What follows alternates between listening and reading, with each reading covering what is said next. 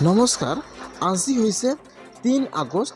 আজি দিনটোৰ কেইবাটা গুৰুত্বপূৰ্ণ খবৰ আহি গ'ল আৰু কেইবাটা নতুন আঁচনিৰ আবেদন আৰম্ভ হৈ গ'ল আৰু কেইবাটাও আঁচনি পইচা সোমোৱা আৰম্ভ হৈ গ'ল। এতিয়া ফাৰ্ষ্ট ১ নম্বৰত আহি গৈছে ই-শ্ৰমিক কাৰ্ড। যদি আপোনালোকৰ ই-শ্ৰমিক কাৰ্ড আছে তেনেহ'লে কিন্তু আপোনাৰ কাৰণে ভাল খবৰ আহি গ'ল। এতিয়া কিন্তু আপোনালোকে প্ৰতিমাহে ই-শ্ৰমিক কাৰ্ডৰ ১,০০০ টকাকৈ লাভ কৰিব। তাৰ বাবে কিন্তু আপোনালোকে অনলাইনত আবেদন কৰিব লাগিব। এতিয়া আপোনালোকে ফাৰ্ষ্ট ই-শ্ৰমিক কাৰ্ডৰ অফিচিয়েল ৱেবছাইটত যাব।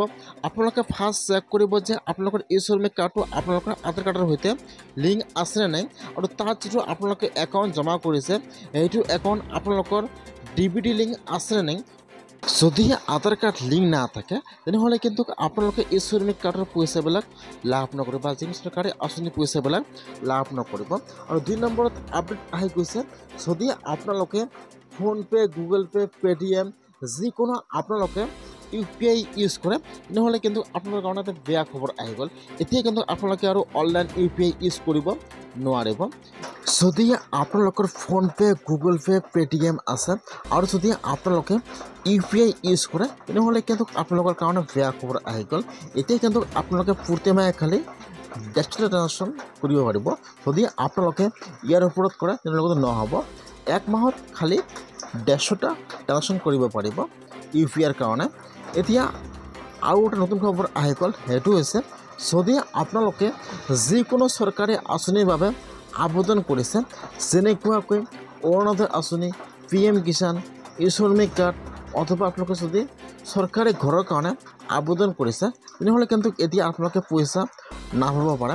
এইবাৰ কিন্তু বহুতে অৰুণোদয় আঁচনিৰ কাৰণে নতুনকৈ আবেদন কৰিছে, আৰু যদি আপোনালোকে অৰুণোদয় আঁচনিৰ কাৰণে নতুনকৈ আবেদন কৰিছে তেনেহ'লে আপোনালোকে আপোনাৰ একাউণ্টটো চেক কৰক।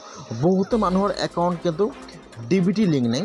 যিসকল মানুহৰ একাউণ্ট DBT লিংক নাথাকিব সেইসকল যিকোনো চৰকাৰী আঁচনি পইচা লাভ নকৰিব। যদি আপোনালোকে অৰুণোদয় আঁচনিৰ কাৰণে বা যিকোনো চৰকাৰী আঁচনিৰ কাৰণে আবেদন কৰিছে তেনেহ'লে আপোনালোকে চেক কৰক যে আপোনালোকৰ একাউণ্টটো লিংক আছেনে নাই। লিংক নাথাকে তেনেহ'লে আপোনালোকে চৰকাৰী আঁচনিৰ পইচাবিলাক লাভ নকৰিব। সেইকাৰণে আপোনালোকে অতি সোনকালে আপোনালোকে আপোনাৰ যদি মোবাইলৰ পৰা চেক কৰক যে আপোনালোকৰ একাউণ্টটো DBT লিংক আছেনে নাই।